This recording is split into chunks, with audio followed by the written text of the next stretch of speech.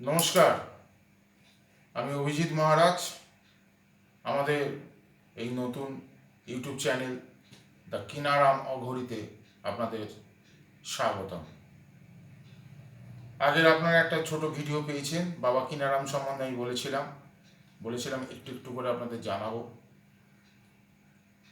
আপনারা এই নতুন চ্যানেলটিকে সাবস্ক্রাইব করবেন, লাইক করবেন, শেয়ার করবেন। আমরা আরও নতুন নতুন অনেক কিছু বলার চেষ্টা করব। তো আজকে আমাদের যে বিষয়ে আমরা আলোচনা করব সেটা হচ্ছে যে অঘরীরা সাধনা করতে গেলে প্রথমেই যে শক্তি লাভের জন্য অঘোর সাধনা করেন সেটা হচ্ছে ভৈরব সাধনা। এই ভৈরব কি? আমাদের ভৈরব সম্বন্ধে জানতে হবে, তারপরে আমরা সেই সাধনা সম্পর্কে বলবো। আমাদের জানতে হবে যে ভৈরব কারা, ভৈরব কি। তো এই ভৈরবরা আর কেউই নয়, মহাদেবের এক একটি রূপ, তারাই ভৈরব। তো আমরা এখানে অষ্টভৈরবকে জানি। মহাদেবের বিভিন্ন রূপে অষ্টভৈরবের বর্ণনা আছে। সেই অষ্টভৈরব কে, প্রত্যেকের আলাদা আলাদা নাম, তাদের আলাদা আলাদা রূপ, সেগুলো আমাদের জানতে হবে।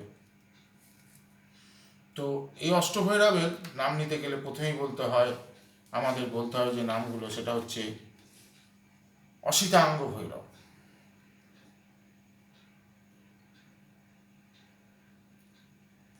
তারপরে হচ্ছে আপনার রূঢ় ভৈরব,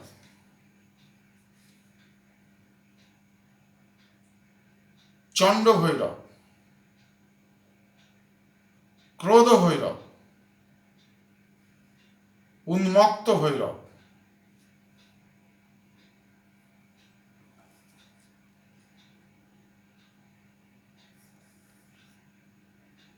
কপালী ভৈরব, ভীষণ ভৈরব, সংহার ভৈরব। আমরা এই অষ্টভৈরবের রূপ পাই। অসিতাঙ্গ ভৈরব, রূঢ় ভৈরব, চণ্ড ভৈরব, ক্রোধ ভৈরব, উন্মত্ত ভৈরব, কপালী ভৈরব, ভীষণ ভৈরব ও সংহার ভৈরব। এদের এই অষ্টভৈরবের বিভিন্ন রূপ, তাদের যে ধ্যান মন্ত্র যেগুলো আছে, তাতে এই ভয়ানক রূপের বর্ণনা আছে। এই প্রত্যেকটি ভৈরবের কিন্তু ভয়ানক রূপ। এরা প্রত্যেকেই কিন্তু শিবের অংশ। কারো দ্বিভুজা, কারো চতুর্ভুজা, কারোর মাথায় জটা, কেউ দিগম্বর, কেউ বাগ্যছাল পরে, বিভিন্নভাবে এদের রূপের বর্ণনা করা আছে। বিভিন্ন রকম ভাবে এদের এই ধ্যান যেগুলো আছে, যে ধ্যানগুলো খুবই গুহ্য, এই ধ্যানগুলো আমরা বলি না, মিডিয়াতে বলবো না। তো এই ধ্যানের মধ্যে সমস্ত ভৈরবদের রূপ বর্ণনা করা আছে। এবং প্রত্যেকের যে ভৈরবের যে বীজ মন্ত্র, প্রত্যেকের আলাদা আলাদা বীজ আছে। এই বীজ মন্ত্রে, এই ধ্যান মন্ত্রে এদের আহ্বান করে, এই বীজ মন্ত্রে এদের জপ করে, এদের আহ্বান করে সাধনা করতে হয়। এই অষ্টভৈরবের সাধনা করলে, অষ্টভৈরবের সিদ্ধি পেলে অঘরীরা প্রচণ্ড পাওয়ারফুল হন। এছাড়া আরও ভৈরব আছে। এরপরে আসছে অষ্টবটুক ভৈরব। এই অষ্টবটুক ভৈরব কারা, এদেরও সম্বন্ধে জানতে হবে। এই অষ্টবটুক ভৈরব হচ্ছে, বটুক আর কিছুই নয়, আমরা যেটাকে সাদা বাংলা ভাষায়, মানে রাস্তাঘাটে যেগুলোকে দেখে থাকি, চতুষ্পদ প্রাণী, যেগুলো আমরা কুকুর বলি যাদের, ভৈরব, বটুক ভৈরব হচ্ছে তারাই। অষ্টবটুক ভৈরব আছে, যেটা মহাকালের বাল্যরূপ বলা যেতে পারে। এই অষ্টভৈরব এরা কে কে, এদের পরিচয়টা আমাদের জানতে হবে। এই অষ্টবটুক ভৈরব হচ্ছে ব্রাহ্মণীপুত্র বটুক ভৈরব, মহেশ্বরী পুত্র বটুক ভৈরব, বৈষ্ণবী পুত্র বটুক ভৈরব,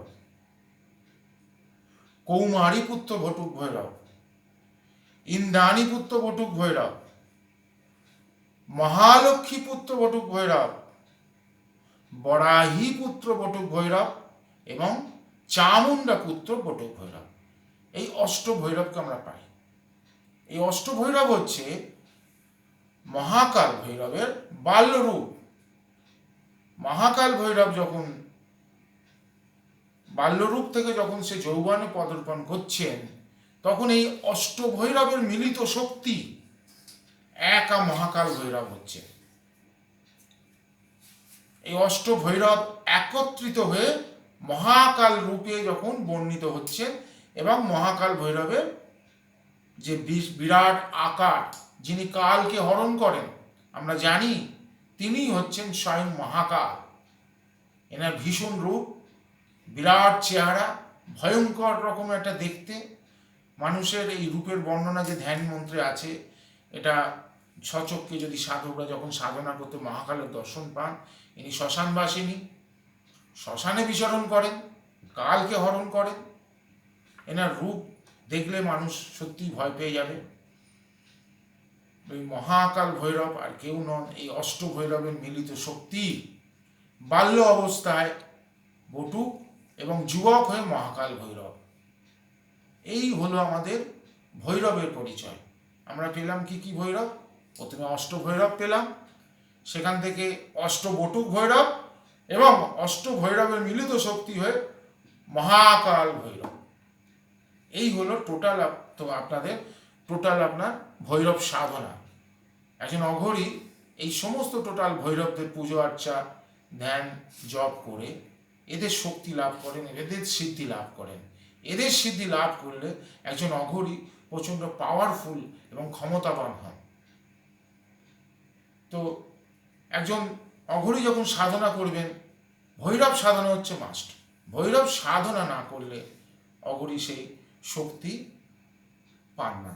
সেই শক্তি পেতে গেলে অঘোর সাধনাতে ভৈরব সাধনা অতি অবশ্যই দরকার। আমরা এই ভৈরব সম্বন্ধে আলোচনা করলাম। এর পরবর্তীকালে আমরা আরও অনেক গুহ্য জিনিস নিয়ে বলবো। আজকে আপনাদের এইটুকুই জানালাম। আবার নতুন এপিসোডের জন্য ওয়েট করুন, অপেক্ষা করুন, আর চ্যানেলটিকে সাবস্ক্রাইব করুন, লাইক করুন। নমস্কার।